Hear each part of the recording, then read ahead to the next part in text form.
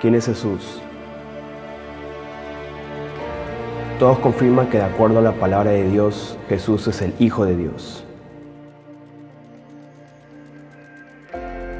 Pero ¿pueden explicar la naturaleza de Jesús realmente?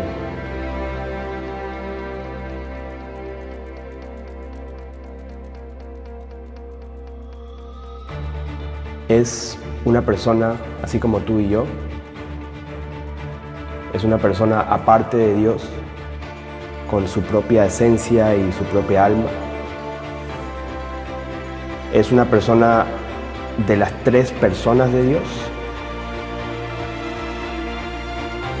¿O es Dios mismo?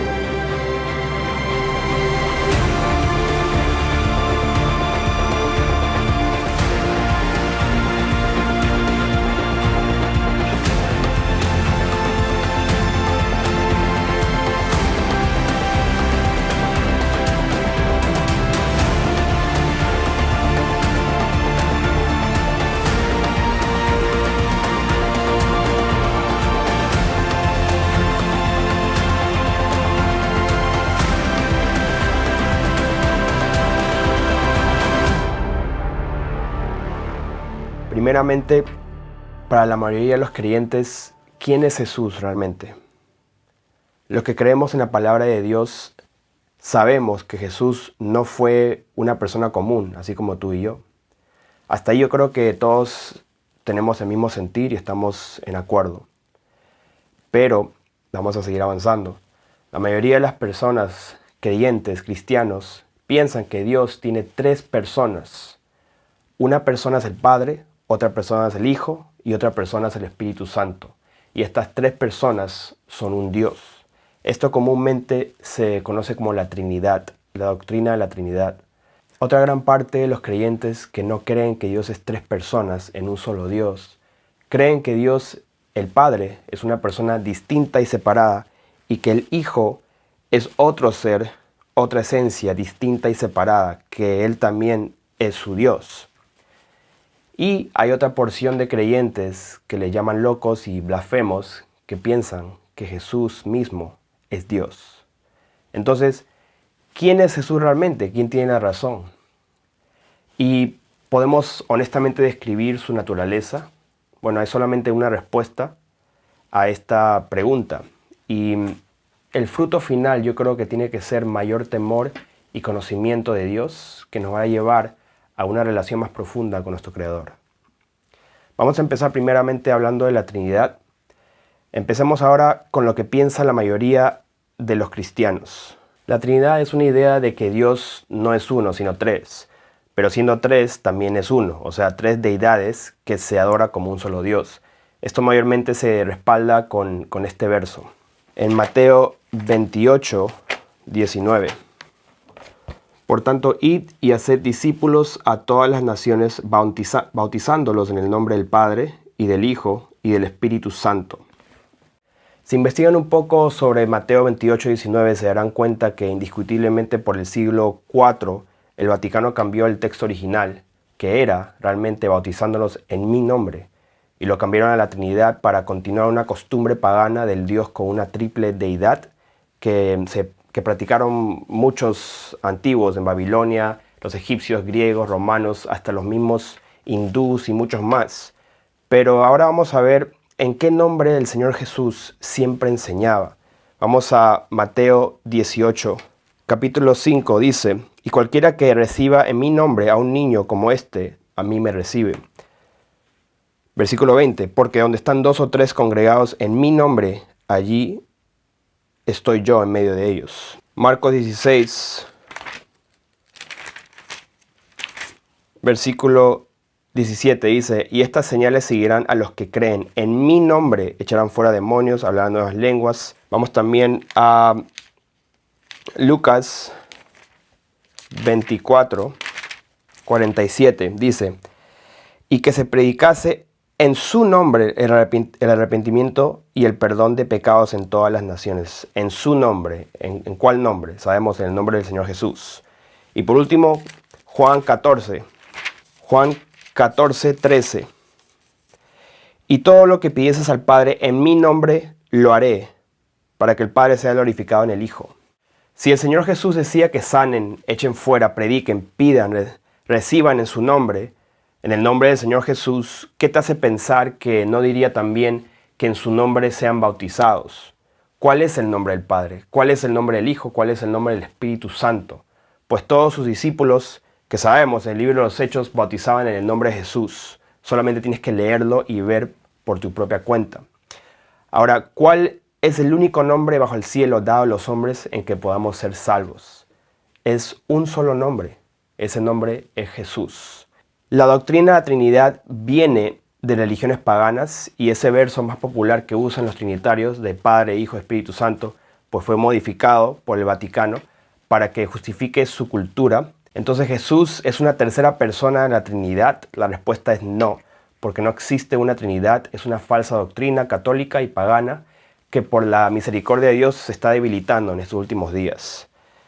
Ahora, sabemos que Jesús no es parte de una Trinidad, pues entonces avancemos con lo que los demás de los cristianos creen. Los demás de los cristianos creen que Jesús no es el único Dios. Aunque digan que sí lo es, su doctrina comprueba totalmente lo opuesto. ¿Qué significa esto? Que ellos dicen que Jesús es una persona distinta y separada de Dios, con su propia alma, su propia esencia, pero realmente también es Dios para ellos, o sea, un Dios menor. Eso es lo que creen.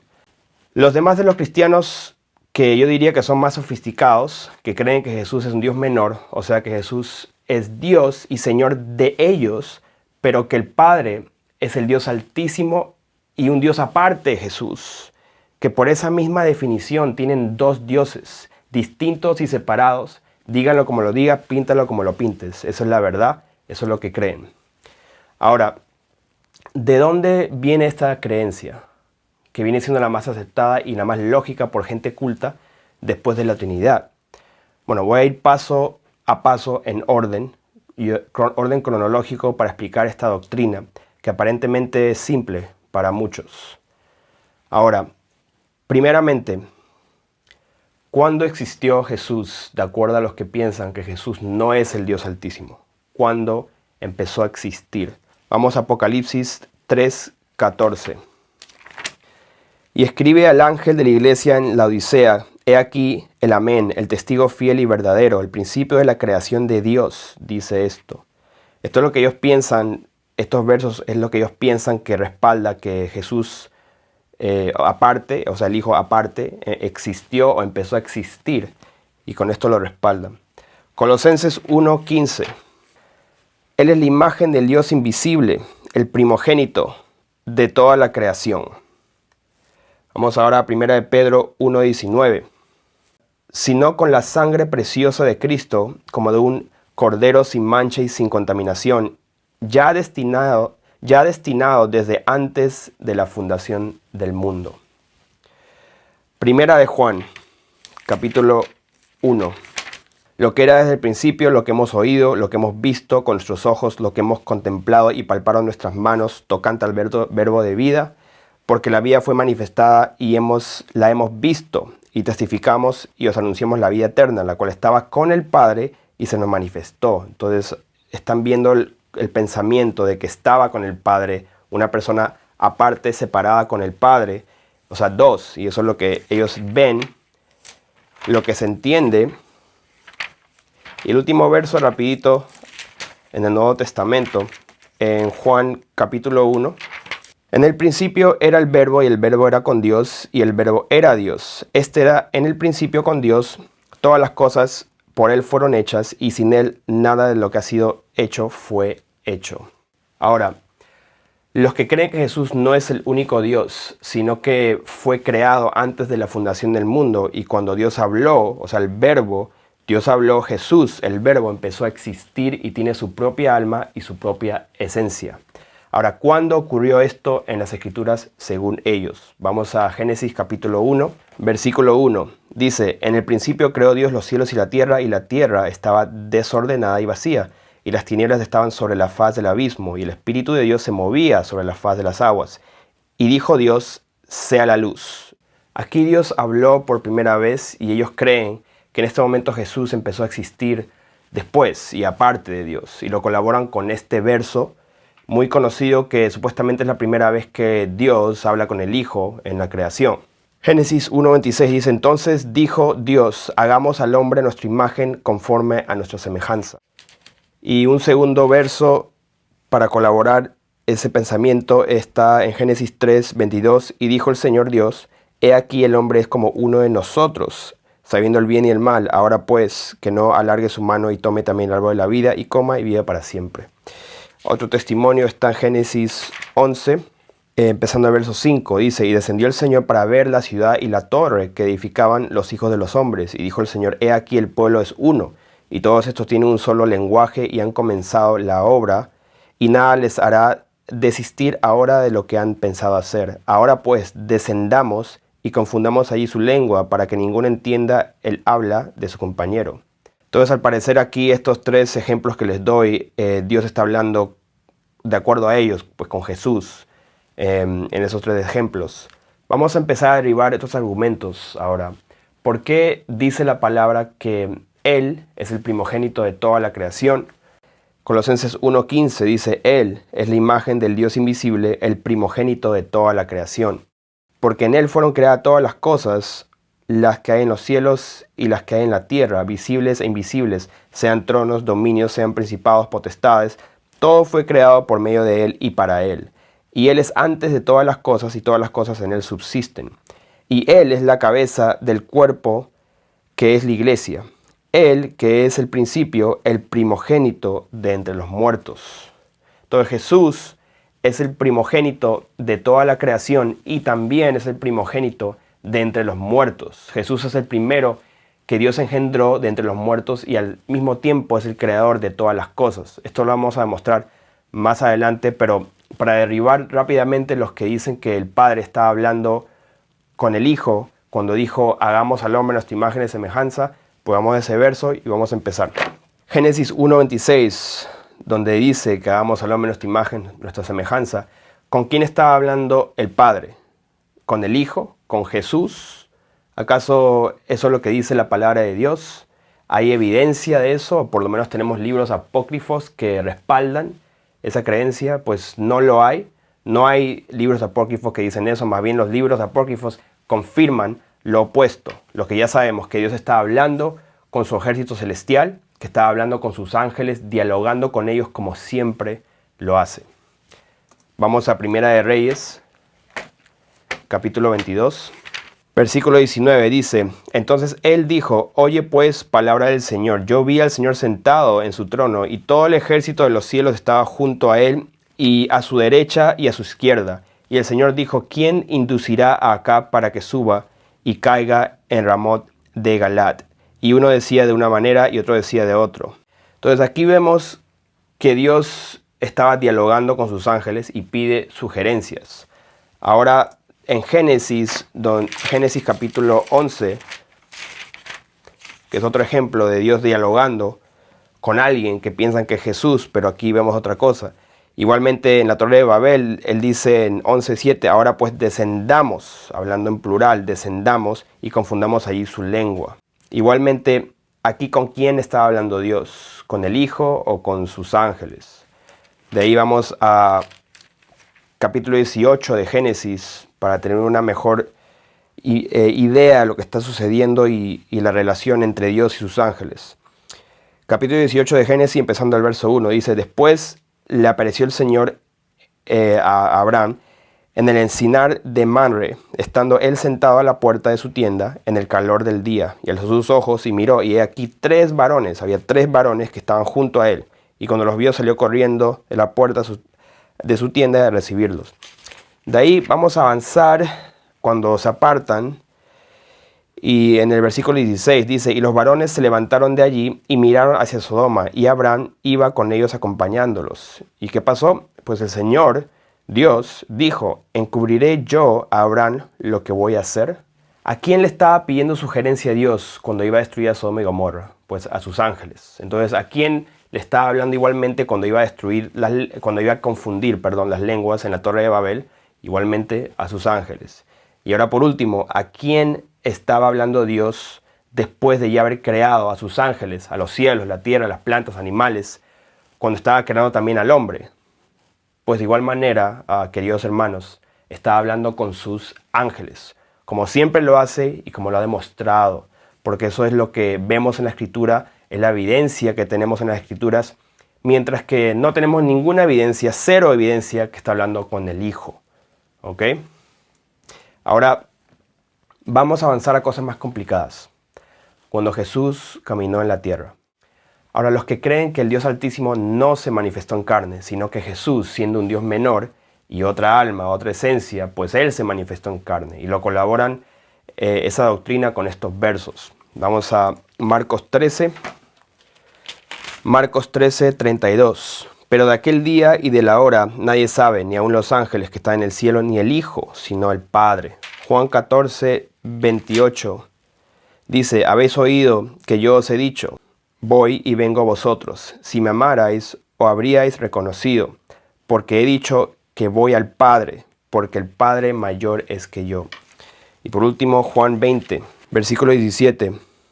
Dice, Jesús le dijo, no me toques, porque aún no he subido a mi Padre, mas ve a mis hermanos y diles, subo a mi Padre, a vuestro Padre, a mi Dios y a vuestro Dios. Estos versos dicen que Jesús tiene un Dios, y que ese Dios, el Padre, es mayor que Él.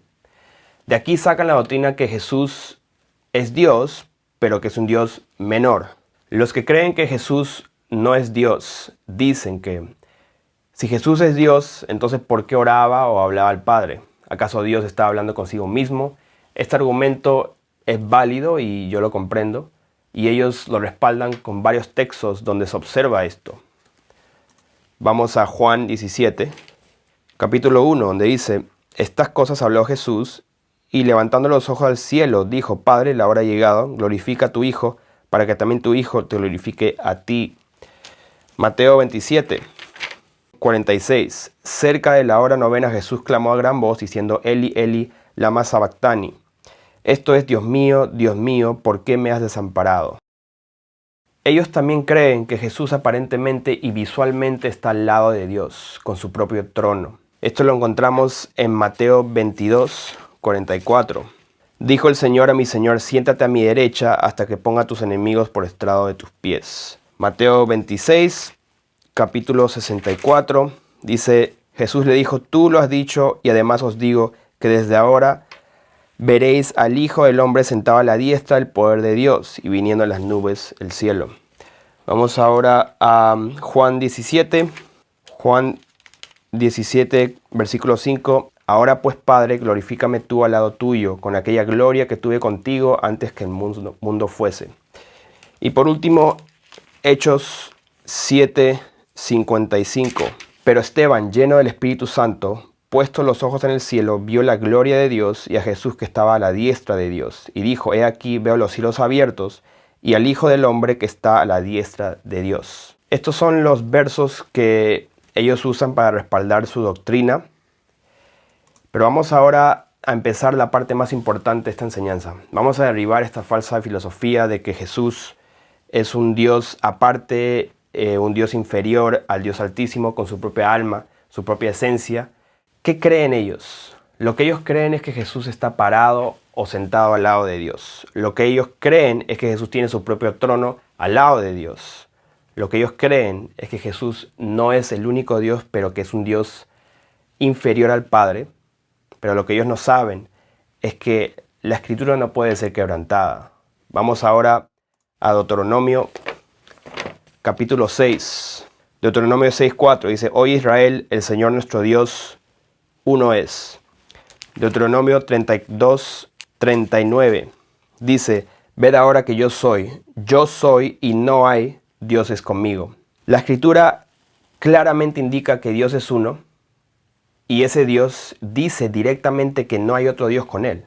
O sea, no hay un Dios igual, menor, al lado de él, punto. Esta es la premisa por la cual deben interpretar las Escrituras y la esencia y naturaleza de Jesús y Dios.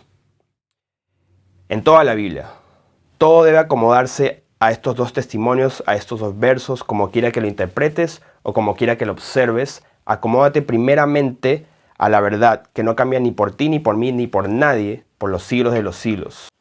Ahora, ¿cómo fue introducido Jesús al mundo? Vamos a Isaías, capítulo 35. Isaías capítulo 35, versículo 4. Decía los de corazón apocado, esforzaos, no temáis, he aquí que vuestro Dios viene con retribución, con pago. Dios mismo vendrá y os salvará. Entonces los ojos de los ciegos serán abiertos y los oídos de los sordos se abrirán. Entonces el cojo saltará como un ciervo y cantará la lengua del mudo, porque aguas serán cavadas en el desierto y torrentes en la soledad. El lugar seco se convertirá en estanque y el sequedal en manaderos de agua. En la morada de los chacales, en su guarida, será lugar de cañas y juncos. Y habrá allí calzada y camino, y será llamado camino de santidad. No pasará inmundo por él, sino que él mismo estará con ellos. ¿Cómo es que Dios mismo vendrá y salvará a su pueblo? ¿Y cómo él mismo estará con ellos? ¿Y cómo hará todos estos milagros en la tierra?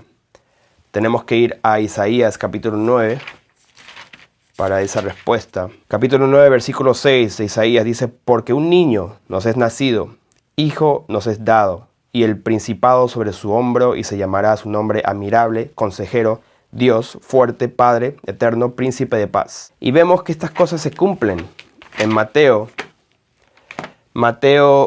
capítulo 1,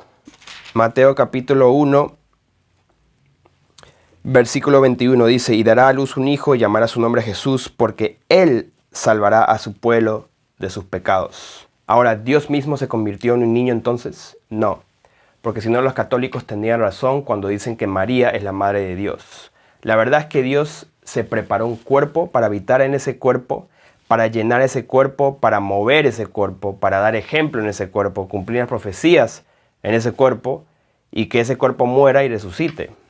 Vamos a Hebreos capítulo 10, versículo 5. Dice, por lo cual entrando en el mundo, dice, sacrificio y ofrenda no quisiste, mas me preparaste cuerpo. Hebreos 2:7 dice, le hiciste un poco menor que los ángeles.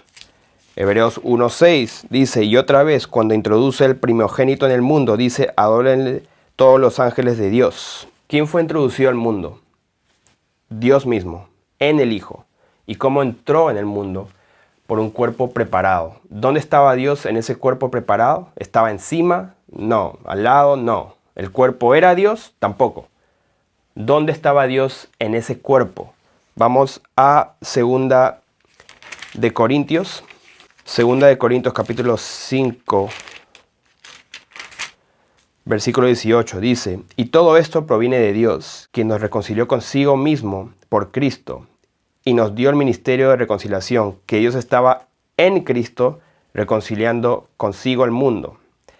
Originalmente dice, Dios estaba, esa palabra en es en, dentro, estaba dentro de Cristo reconciliando consigo al mundo. Originalmente dice dentro de Cristo, esa palabra.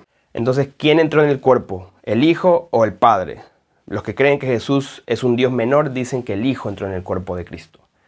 Pero la verdad es que el Padre entró en el cuerpo de Cristo. El Hijo no entró en el cuerpo porque el cuerpo es el Hijo. Nuevamente, el Hijo no entró en el cuerpo es el Hijo. Ahora, ¿cómo fue preparado este cuerpo? Romanos 1:3, acerca de su Hijo, nuestro Señor Jesucristo, que era el linaje de David según la carne.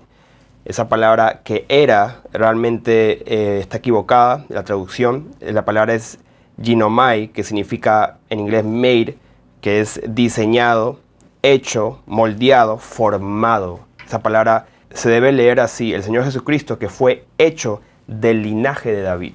Esa es la manera correcta de leerlo. Entonces Jesús, que es Dios y es espíritu, se manifestó en carne. No es que Dios se convirtió en carne, sino que se manifestó en carne dentro de esa vasija de la línea sanguínea de David. Vamos ahora a 1 de Timoteo 3:16. Dice, e indiscutiblemente grande es el misterio de la piedad. Dios fue manifestado en carne. El Hijo es el Cristo. El Cristo es el Cordero de Dios. El Cordero es el sacrificio. Cristo es el cuerpo en quien Dios habitó en la tierra. Y cuando Jesús fue engendrado en la tierra, Dios entró en su creación como una creación, para cumplir todas las cosas legalmente con leyes y ordenanzas que Él mismo estableció, que ningún mortal, ningún ángel podía o tenía la capacidad de hacer. Él y únicamente Él lo tenía que hacer en una condición mortal, porque nadie más lo podía hacer. Vamos ahora a Filipenses capítulo 2. Filipenses capítulo 2, empezando el versículo 5, dice: haya pues en vosotros este sentir que hubo también en Cristo, el cual siendo en forma de Dios, no estimó el ser igual a Dios como cosa que de aferrarse, sino que se despojó a sí mismo, tomando forma de siervo, hecho semejante a los hombres, y estando en condición de hombre, se humilló a sí mismo, haciéndose obediente hasta la muerte y muerte de cruz. Entonces, Jesús es el cuerpo, Jesús es Dios, que siempre existió. Jesús es Dios salva, es Emmanuel, Dios con nosotros. Como dice en Isaías 35, versículo 4, Dios mismo vendrá y os salvará. Dios mismo vendrá y os salvará. No un Dios inferior, no un Dios menor, no un Dios que se sienta al lado de Dios, sino que en su perfecta voluntad se propuso a sí mismo ser ese sacrificio, Él mismo en un cuerpo humano. Y solo que necesitaba un cuerpo puro para hacerlo, porque todos sabemos que Dios no puede morir. Ahora les quiero dar un ejemplo práctico rápidamente. Esto representa la línea de David. Dios necesitaba que un cuerpo sea preparado para Él en la línea de David, porque es lo que prometió a David, que a través de su linaje, su casa. Entonces, esto representa la línea sanguínea de David y representa hasta María. María dio a luz al cuerpo. Esto es el cuerpo. Entonces, ¿qué sucedió? Dios se despojó de sí mismo y se humilló. Se despojó de su gloria y Él entró en su creación. Se puso ese cuerpo entrando. Se despojó de sí mismo y entró en la condición humana a través de una vasija que vino de la línea de David. Entonces Dios entró en su creación. Esto representa el cuerpo. Esto es el cuerpo que salió de María, de la línea de David. Entonces Dios no es el cuerpo. Dios anduvo, se manifestó en su creación como una creación Él mismo. Eso es lo que significa. Entonces quería que eso quede claro, que Dios no es el cuerpo de Cristo, sino que Cristo, el cuerpo, es el Hijo. Dios entró en su creación usando ese cuerpo, moviendo ese cuerpo. Lo que Dios hacía, el cuerpo hacía. Dios trabajaba en ese cuerpo. Quería que eso quede claro, como un ejemplo que les quería dar. Espero que haya entendido y quede claro. Entonces, en cuanto a hablando de la filosofía, de la doctrina de que Jesús es Dios, ¿por qué dice Jesús que el Padre es mayor que Él? Bueno, porque Él se despojó y se humilló, así como hemos demostrado. Y en ese momento entra en una condición de hombre desde nacimiento, hecho un poco menor que los ángeles. ¿Y por qué dice que nadie sabe el tiempo, ni la hora, ni el Hijo, solamente el Padre? Bueno, porque Él está en una condición mortal dentro de un hombre, de una vasija, y se tiene que sujetar, limitarse y humillarse a esa condición humana y las reglas de esa condición, para que todo sea legal ante todo principado y toda potestad. Entonces, ¿por qué dice Jesús que vuelvo a mi Dios y a vuestro Dios? Si Él es Dios y no hay dos dioses, ¿por qué dice eso? Bueno, vamos a Juan 14. Juan 14, 13 dice: todo lo que pidieres al Padre en mi nombre, lo haré. O sea, yo lo haré, Jesús, para que el Padre sea glorificado en el Hijo. De ahí vamos a capítulo 16, versículo 23. En aquel día no me preguntaréis nada. De cierto os digo que todo cuanto pidiereis al Padre en mi nombre, os lo hará. O sea, Él lo hará. ¿Qué significa esto? Jesús, en condición de hombre, vuelve a su lugar de gloria. Y por eso dice que vuelve a mi Dios y a vuestro Dios. Y ya no está en una condición de hombre. Porque si fuera así tendríamos dos dioses. Y sabemos que eso no puede ser, porque si no las escrituras serían quebrantadas. Ahora vamos a avanzar a preguntas aún más difíciles. Si Jesús es Dios, ¿por qué oraba y clamaba a Dios? ¿Y por qué observamos a dos que hablaban, aparentemente? Vamos a Juan capítulo 12 para ver unos ejemplos. Capítulo 12, versículo 27 dice: ahora está turbada mi alma, ¿y qué diré? Padre, sálvame de esta hora, mas para esto he llegado a esta hora. Padre, glorifica tu nombre. Entonces vino una voz del cielo: lo he glorificado y lo glorificaré otra vez. Ahí vemos dos voces. Y la multitud que estaba allí había oído la voz, decía que había sido un trueno. Otros decían que un ángel había hablado. Respondió Jesús y dijo: no ha venido esta voz por causa mía, sino por causa de vosotros. Al igual que en la transfiguración y en el bautismo de Jesús, la voz de Dios se escuchó, pero no vino por causa de Jesús, sino para que los demás escucharan el testimonio de Dios mismo, para que escuchasen al Hijo, al Cristo, y crean en Él, crean en el Hijo. Tuvo que dar testimonio Dios. Mateo 27, capítulo 46. ¿Por qué el Señor Jesús clamaba a Dios? Cerca de la hora novena, Jesús clamó a gran voz diciendo: Eli, Eli, lama sabactani, esto es: Dios mío, ¿por qué me has desamparado? El Mesías, el ungido, el Cristo, tenía que cumplir todas las escrituras, las profecías, no solo en hechos, pero también en palabras, como está escrito en Salmos 22, donde se profetizó esta escena. Salmos 22, versículo 1: Dios mío, ¿por qué me has desamparado? ¿Por qué estás tan lejos de mi salvación y de las palabras de mi clamor? Isaías 35, nuevamente vamos a Isaías 35, verso 5. Entonces los ojos de los ciegos serán abiertos, los oídos de los sordos se abrirán, entonces el cojo saltará como un ciervo, cantará la lengua del mudo. Vemos que se cumplió, él tuvo que cumplir los hechos, pero también las palabras que fueron declaradas como profecía. Por eso él clamó al Padre. Por esa razón fue que vemos que aparentemente hay dos hablando. Entonces lo que estamos estableciendo es que el Padre hablaba a Jesús por causa de un segundo testimonio para establecer una verdad. Vamos ahora a Juan capítulo 8, 18. Yo soy el que doy testimonio de mí mismo, y el Padre que me envió da testimonio de mí. Vamos ahora a Juan capítulo 5, versículo 36. 5:36 dice: mas yo tengo mayor testimonio que el de Juan, porque las obras que el Padre me dio para que cumpliese las mismas obras que yo hago, dan testimonio de mí, que el Padre me ha enviado. También el Padre que me envió ha dado testimonio de mí. Nunca habéis oído su voz, ni habéis visto su aspecto, ni tenéis su palabra morando en vosotros, porque a quien Él envió vosotros no creéis. El Padre da testimonio del Hijo a través de las profecías, los profetas, las escrituras que se estaban cumpliendo en ese momento. Y también cuando se escuchó su voz como un trueno, pues ahí Él dio testimonio del Hijo, para que el Hijo sea el ejemplo para seguir. Por eso es que oraba a Dios. Estando en esa condición de hombre, una condición que tiene sed, tiene hambre, se cansa, tiene debilidad, puede sufrir y hasta puede morir, pues Él dio el estándar para sujetarse a Dios, para clamar a Dios, para orar y para obrar como un siervo de Dios. Así que no solo para que se cumpliesen las escrituras, sino para dar ejemplo en la tierra de cómo ser un hijo de Dios, después de ser engendrado por su Santo Espíritu. Entonces, si Dios estaba dentro de la carne de Cristo, ¿cómo pudo también estar en el cielo al mismo tiempo?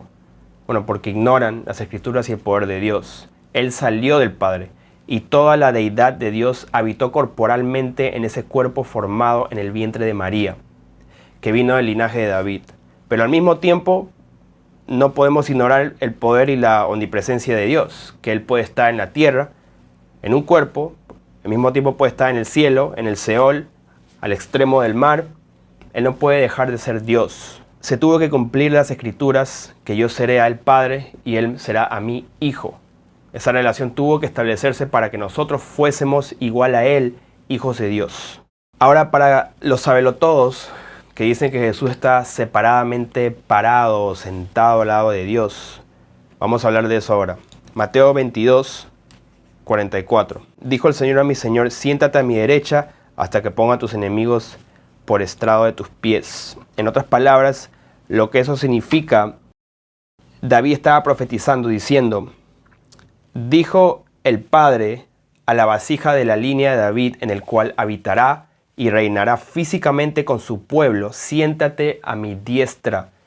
Y como él prometió que la casa de David reinará para siempre, tuvo que ser a través de su linaje, que Jesús habitará corporalmente como Rey de Reyes y Señor de Señores. Para los que creen que Dios está hablando de que Jesús está literalmente sentado o físicamente parado al lado de Dios, está equivocado. La diestra de Dios, la derecha de Dios, representa el lugar de honra, el lugar de poder, de autoridad de Dios, quien habita en luz inaccesible. Eso es lo que significa la diestra de Dios. Mateo 26, 64. Dice, Jesús le dijo, tú lo has dicho y además os digo que desde ahora veréis al Hijo del Hombre sentado a la diestra del poder de Dios y viniendo en las nubes del cielo. ¿Dónde vemos que se cumple esta escritura en la palabra? Tenemos que ir a Apocalipsis, donde se cumple esta escritura. Apocalipsis 19, empezando el verso 11, dice, entonces vi el cielo abierto, y he aquí un caballo blanco, y el que lo montaba se llamaba Fiel y Verdadero, y con justicia juzga y pelea, y sus ojos eran como llama de fuego, y había en su cabeza muchas diademas. Entonces, ¿dónde está el Padre al lado del Hijo? Cuando vienen las nubes. Jesús está a la diestra de Dios porque Él es el resplandor de su gloria, es la imagen misma de su sustancia. Esto es lo que significa la diestra de Dios en todas las escrituras, desde Génesis hasta Apocalipsis. Siempre significa eso. Ahora, para rematar, vamos al argumento más famoso en cuanto a dos deidades, la visión de Esteban. ¿Por qué Esteban dijo que vio al Señor Jesús a la diestra de Dios? O sea, él literalmente vio dos figuras, o sea, dos dioses, el Dios mayor, el Padre, y el Dios menor, el Hijo. Vamos a Hechos capítulo 7 para ver. Hechos capítulo 7, el argumento más famoso, yo diría. Pero Esteban, 7:55, pero Esteban, lleno del Espíritu Santo, puesto los ojos en el cielo, vio la gloria de Dios y a Jesús que estaba a la diestra de Dios. Y dijo, he aquí, veo los cielos abiertos y al Hijo del Hombre que está a la diestra de Dios. Versículo 59 dice, y apedreaban a Esteban mientras él invocaba y decía, Señor Jesús, recibe mi espíritu. Quiero que visualicen esta escena y que sean guiados por el Espíritu de Dios y no solamente por mis palabras. Cuando ustedes visualizan lo que vio Esteban, ¿ven a dos hombres distintos o a uno solo en forma de hijo de hombre, pero con la gloria del Dios Altísimo? Sean honestos. Ahora, ¿cuándo en las Escrituras vemos a dos hombres, a dos dioses, dos figuras, dos tronos lado a lado? Acuérdense que las Escrituras no pueden ser quebrantadas. Deuteronomio 6:4 dice, oye Israel, el Señor nuestro Dios, uno es.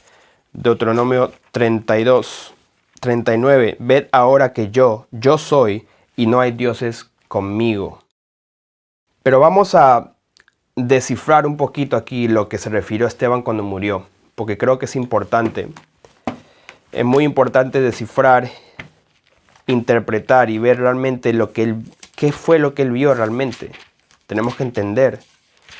No se nos explica muy bien. A simple vista, parece que es así dos personas. Pero vamos a ver. Hechos 7:59 dice, apedreaban a Esteban mientras él invocaba y decía, Señor Jesús, recibe mi espíritu.